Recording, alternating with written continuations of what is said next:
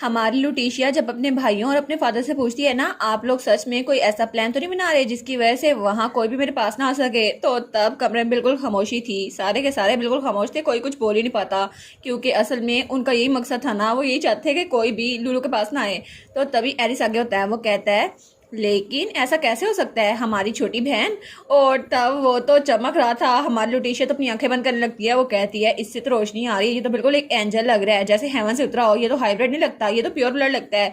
तो तब वो कहती है लेकिन फिर भी आप लोग प्रॉमिस करो कि इंस्टीट्यूशन मैंशन में आप कोई भी मिसचीव नहीं करेंगे, किसी को भी नहीं मारेंगे, ठीक है। और तब वो अपना हाथ आगे करती है, तो तब वो कहती है आपके लिए भी डैड, आपके लिए भी सेम, और भाइयों के लिए भी सेम। तो सारे उसकी तरफ देख रहे थे। तो तब एरिस अपना हाथ आगे बढ़ाता है और उससे पिंकी प्रॉमिस कर लेता है। वो कहता है ये बात तो ऑब्वियस है ना। तो तभी पीछे से एक जियोन कहता है हम कोई छोटे बच्चे थोड़ी नहीं है, आखिर तुम किस मिसचीफ की बात कर रही हो। तो हमारी लुलू वो सोचती है एक्जियोन तो अभी भी एक बच्चा ही है। और इस तरह उनकी पूरी फैमिली का ट्रिप कैपिटल जाने के लिए वो डिसाइड हो गया था। तब सीन शुरू होता है और हमें कैपिटल में वही मेंशन का सीन दिखा रहता है। और ये वही मेंशन था डची ऑफ फेराथन इंस्टीट्यूशनल मेंशन, जहाँ पर पहली बार हमारी लुलू आई थी अपने डैड के साथ, क्योंकि तब वो अपने अंकल के घर में रह रही थी, लेकिन पहली बार उसी घर में आई थी। तो तब उनकी बग्गी वहां पर रुकती है और तब उस बग्गी में से उसका फादर लुलू को नीचे उतरने में हेल्प करता है। तो लुलू कहती है बहुत दिनों बाद मिलना हुआ हैंस, है ना। और बटलर से बात करी थी।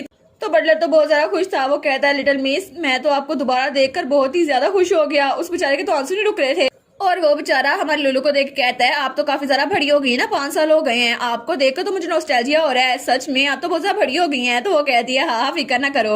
लेकिन तब वो पीछे मुड़ते हुए कहती है पिछली बार मैं यहाँ पर जब आई थी ना तो मेरे साथ सिर्फ डैड थे, लेकिन इस बार सिचुएशन थोड़ी डिफरेंट है, क्योंकि मेरे तीनों भाई भी मेरे साथ आए हैं, ये थोड़ा अजीब लग रहा है।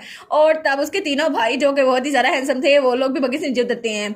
और उसका सबसे बड़ा वाला भाई जियोन, वो जब उतरता है ना तो पहली बात यही करता है यंगेस्ट मुझे रिचार्ज करने की जरूरत है, और उसके गले लग जाता है। तो हमारी लुलू कहती है क्या रिचार्ज। तो वो कहती है भाई क्या आप थक गई है।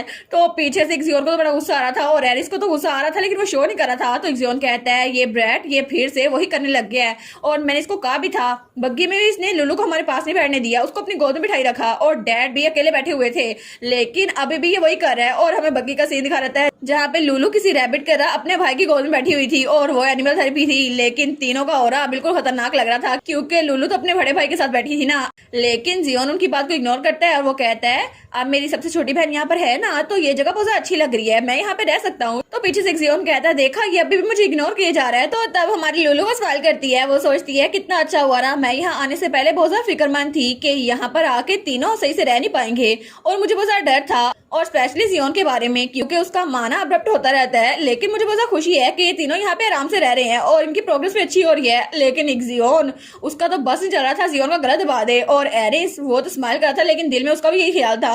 और वो सोचती है अच्छा हुआ ना कि सारे ड्यूकल हाउस में आ गए हैं इकट्ठे, और सबको पता चलेगा कि मेरे भाई मेरे साथ आए हैं। और वो सोचती है ये सब कुछ मेरी वजह से हुआ। तब हमें थोड़ी देर पहले का सीन दिखा रहता है जब वो लोग वहाँ आए थे ना, उससे पहले। तो एरिस कहता है मेरी छोटी बहन तो बहुत ज्यादा स्पेशल है और इस पे तो मैजिकल पावर का इफेक्ट होता ही नहीं है, लेकिन फिर भी तुम्हें केयरफुल रहना होगा, वहां पे जाके किसी से भी मिलना मत, ठीक है। तो एक जॉन कहता है हाँ बिल्कुल, और मैं तुम्हारे साथ ही रहूंगा, और इसलिए कुछ भी स्पेशल करने की जरूरत नहीं है, और दोबारा किसी के सामने भी ये मुस्कुराता हुआ चेहरा ना बनाना, वरना लोग तुम्हारी तरफ अट्रैक्ट हो जाएंगे। तो तब हमारी लुलू वो बात सोचती है और तब स्माइल करती है। तो इक्जियोन और एरिस दोनों बिल्कुल खामोश होते हैं। तो तब इक्जियोन कहता है तुम देखा फिर से तुम यही वाला चेहरा बना रही हो, और उसके गाल खींचता है। तो तीनों भाई इसके साथ ही थे। तो हमारी सोचती है क्योंकि मेरी मैजिकल पावर की वजह से मेरे भाइयों ने कभी भी इंस्टीट्यूशन में हिस्सा नहीं लिया और सारी अटेंशन मेरी तरफ गिरती थी, लेकिन मेरे भाई इस बार उनको भी अपनी स्पॉटलाइट का शेयर मिलेगा।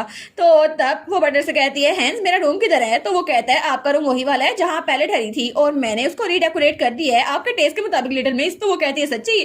तो तभी वो भाग के अपने कमरे में जाने लगती है। वो कहती है मुझे देखना होगा ना, अभी जाके देखती हूँ। तो तब वो सोचती है पिछली बार जब मैं यहाँ पर आई थी ना तो फर्नीचर बहुत सा हार्ड था और कोई भी चीज मेरे हाइट के हिसाब से सूट ही नहीं कर रही थी, लेकिन मुझे इस बार देखना है कि ये सब कुछ कैसे चेंज हुआ है। और तब दरवाजा खोलने लगती है। वो तो बड़ी एक्साइटेड थी। वो सोचती है मेरे टेस्ट के मुताबिक कायना ने तो बहुत ज्यादा अच्छा होगा। तो तभी वो दरवाजा खोलती है। तो वो कहती है हैं। तो बटलर कहता है कि आपको ये पसंद आया। और जब वो कमरे में देखती है ना तो वहां पे पर्ल का बेड था, पर्ल का सोफा था और सारा ही पर्ल वाला सामान था। वो कहती है ये मेरा टेस्ट है। और तब वो सोचती है लेकिन कब से मेरा टेस्ट ये कब हुआ। तो बटलर कहता है हिज एक्सलेंसी ने मुझे बताया था कि आपको पर्ल शेप की चीजें बहुत ज्यादा पसंद है, इसलिए मैंने आपके लिए बनवाया। तो हमारी लुलू तो रोने वाली हो गई थी। वो सोचती है वो मेरी पसंद नहीं है, वो तो डैड का टेस्ट है ना, लेकिन फिर भी मैं इनसे ये नहीं कह सकती, ये बदतमीजी हो गई। तो तब दरवाजा बंद करते हुए कहती है वेल आपके लिए बहुत ज़्यादा थैंक यू, आपने मेरे लिए इतना सारा जोखिम उठाया और इतनी सारा मेहनत करने के लिए थैंक यू। लेकिन वो दिल में सोचती है आखिर मुझे ये रूम क्यों नहीं पसंद आएगा, क्योंकि मैं आपसे प्यार करती हूँ ना। तो बटलर कहता है ये प्लेयर मेरा है। तो हमारी सोचती है मैं कोई भी अनप्लेजेंट चीज हैंड से कैसे कह सकती हूँ, क्योंकि एल्डर रिस्पेक्ट तो सबसे ज्यादा पहले आती है ना। और तब थोड़ी देर बाद वो अपने रूम में बैठी हुई थी और तब वो लेटर्स को देख रही थी। वो सोचती है यहाँ पे आने के बाद मैंने अपना लगे सामान फिट कर लिया है और यहाँ पे हरमस भी आया हुआ है और हरमस वहाँ पे कुकीज खा रहा था। वो सोचती है उसका बर्ड हरमेस वो इचासिस मर्सनरी लीडर से एक लेटर लेकर आया है और इस दौरान लूलू और वहाँ के लीडर के दरमियान लेटर का तबादला होता रहता है। और वो सोचती है उसने तो मुझे ये लेटर भेज भी दिया, ऐसा लगता है कि हरमेस हम दोनों के दरमियान मैसेंजर है, लेकिन इससे हमारी लोकेशन ट्रेस नहीं हो सकती।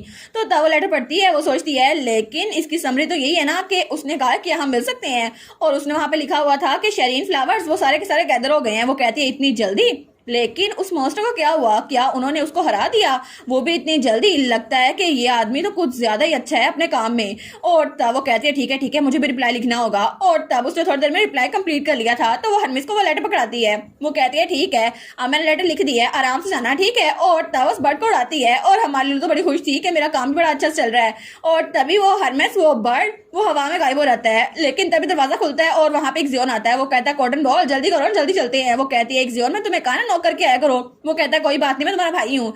तो तब वो कहता है लिकाटेल स्ट्रीट में एप्पल पाइज बिक रहे हैं और तुम्हें ऐसी चीजें पसंद है ना तो मेरे साथ चलो जल्दी करो। तो लुटिशिया कहती है लेकिन अचानक से क्यों, इकाटेल स्ट्रीट में क्यों। तो तब इक्जियोन कहता है हाँ बिल्कुल, क्योंकि वहां पे यूट्रा की बुटीक है और अगर तुम जहाँ चाहो तो चल सकती हो। वो कहती है सच्ची, लेकिन वो सोचती है आज क्या हो गया, इक्जियोन खुद शॉपिंग करना चाहता है। वो कहते हैं ठीक है चलते हैं। तो तब इक्जियोन उसको लेके जा रहा था। वो कहता है जल्दी करो इससे पहले कोई और नोटिस कर ले। तो वो सोचती है अच्छा तो ये अपने माना से हमारी प्रेजेंस भी मिटा रहा है और वो पीछे से अपना माना यूज कर रहा था ताकि उसके दोनों भाइयों का ना पता चल जाए और वो उसके पीछे आ जाए। तो हमारी सोचती है मैं वहां पर गई और मैंने एप्पल पाइज भी खाए, वो तो बड़े मजेदार थे। और उसके बाद वो लोग यूट्रा की बुटीक में पहुंच चुके थे। तो जैसे ही वो यूट्रा वो डिजाइनर उसको देखती है ना, वो कहती है वाओ लिटिल मिस आप यहाँ पर खुद आई है मेरी बुटीक में, मैं तो बहुत ज्यादा खुश हूँ। उसको गले लगा लेती है। तो पीछे से जियोन कहता है बस कर दो मेरी बहन को गले लगाना। तो वो कहती है मैं तो आपसे इतने दर से बाद मिल रही हूँ ना। तो हमारी लुलू कहती है पिछले महीने तो मिले थे हम। वो कहती है काफी नहीं है ना मेरे लिए, मैं आपसे रोज मिलना चाहती हूँ। तो तब उसको वहां बिठा देती है। वो कहती है जैसे कि आपने प्लान किया है ना डांस फेस्टिवल अटेंड करने का, तो प्लीज मुझे पहले बता दे, मैं आपके लिए बहुत अच्छे ड्रेस प्रिपेयर करूंगी और इसमें अपना दिल लगा दूंगी। वो कहती है थैंक यू सो मच। लेकिन तभी यूट्रा पीछे से हमारे एक्जियोन को देखती है। तो एक्जियोन जैसे उसे कोई बात करना चाहता हो तो तब यूट्रा कहती है लिटिल मिस क्या आप थोड़ी देर इंतजार कर सकती हैं। यंग लॉर्ड एक्जियोन उनको भी अपने कपड़े ऑल्टर करवाने हैं, हम थोड़ी देर में वापस आ जाएंगे। तो हमारी हाँ में सर हिलाती है। वो कहती है ठीक है। वो सोचती है एक्जियोन को भी कुछ काम करवाना था, चलो अच्छा है। और उसके बाद वो लोग वहां चले गए थे। तो हमारी लोलू वहां पे अकेली बैठी हुई थी और बहुत ज्यादा बोर हो रही थी। वो सोचती है अब मैं यहाँ पे अकेली हूँ तो थोड़ा स्नैक खा लेनी चाहिए। लेकिन जैसे वो स्नैक उठाने लगती है ना, पीछे से किसी के चिल्लाने की आवाज आती है क्यों नहीं। तो वो कहती है क्या ये कौन चिल्ला रहा है, आखिर यहाँ पर हो क्या रहा है। तो तभी पीछे से कोई कहता है देखो सही यहाँ पे कपड़े परफेक्टली मुझे फिट बैठते हैं, आखिर मुझे ये क्यों नहीं मिल सकते। और मुझे तो ये आउटफिट भी पसंद आ गया है। तो हमारी लुलू छुप के उसको देख रही थी। तो वहां पे जो मेड थी वो कहती है मुझे माफ कीजिएगा माई लेडी, लेकिन इन कपड़ों का पहले को ओनर है। तो वो लड़की जिसके बाल रेड थे वो कहती है यूट्राफेलिया तुम सच में जरा टैलेंटेड हो, लेकिन तुमने कहा था तुम बच्चों के स्पेशल लड़कियों के कपड़े नहीं बनाती, तो सीक्रेटली तुम ये बना रही थी।